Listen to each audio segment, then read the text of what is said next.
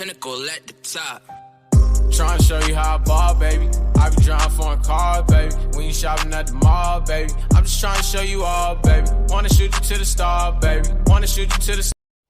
Welcome back to Warbin. This is episode 2 of the Chopping Block. On episode 1, we had Babytron. And today we have another Michigan native, Rio de Young OG, aka Rio de Janeiro, as suggested by Just Buddha. A quick rundown of how this works. We will give Mr. De Young Og a Warbin grade on several categories and then give him an overall Warbin grade. If it's under B-, he gets chopped, forever putting him on the chopped list of shame.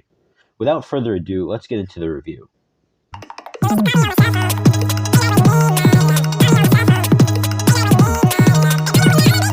Now, the first category is lyricism, where Rio de Young OG, or Rio de Young Og, or however you say his name, I don't know how to pronounce it, he fails to be interesting at all lyrically. The most interesting lyric of his that I heard was when he said that he beat his girlfriend for no reason.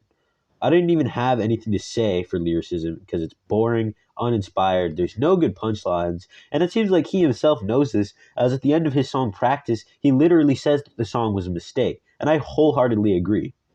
All he has is occasional eyebrow-raising bars, such as when he said he beat his girl for no reason, that aren't good, they just have some shock value. And for all these reasons, I gave Rio de Mid Og a D+ for lyricism. Now we have beat selection. Similar to Babytron, his beats have clear Detroit influence. Not similar to Babytron, they don't use samples to keep you entertained or interested. The most interesting beat he's ever rapped on is either Pro Surfers, which isn't his song, it is a Babytron song, or My Story, which is definitely his best solo work.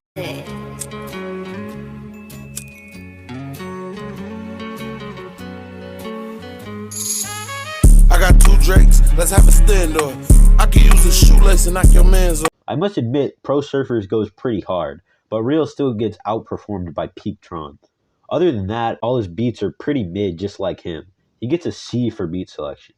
For voice, Rio de Young OG is not special at all. He sounds like he can't read, and judging by his lyrics, he probably can't, and freestyles every time he gets in the booth, which would be impressive if he wasn't spectacularly mid. The most notable thing about Mr. De Janeiro's voice is on Crystal Clear, where the mix sucks, but he actually threatens to kill the engineer several times, which is hilarious. So I'm going to retroactively raise his grade for lyricism to a D++. Anywho, for voice, he gets an E+. For flow, again, it's not bad, it's just mid. He sounds like every other Detroit rapper ever, but it's not like they got their sound from him, so that doesn't give him bonus points for influence. Nothing to say, as per usual, Rio de Mid OG has left me speechless with how mid he is. He gets an F for flow just because I'm sick of listening to his music. Okay, last up we have height. I can't find his height anywhere, meaning he's hiding it, and he's obviously 5'4" at most, which is just embarrassing. I looked it up, and apparently he's from Flint, Michigan, which explains a lot because he raps like he's brain dead. F for height.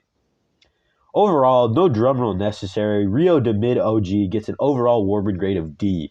With this score, Rio de Young OG is obviously put on the chopped list of shame. If there was a lower tier than the chopped list of shame, he would be on it, for purely being the most mid artist of all time. But regardless, he goes on the chop list of shame forever and ever and ever and ever and ever and ever and ever. Again, thanks to Just Buddha for suggesting this. Feel free to leave any more suggestions you have in the comments, and I may or may not do them. This has been Warbin, and thank you for watching. I got 2 Drakes, let's have a standoff. I can use a shoelace and knock your man's off. Squeeze it.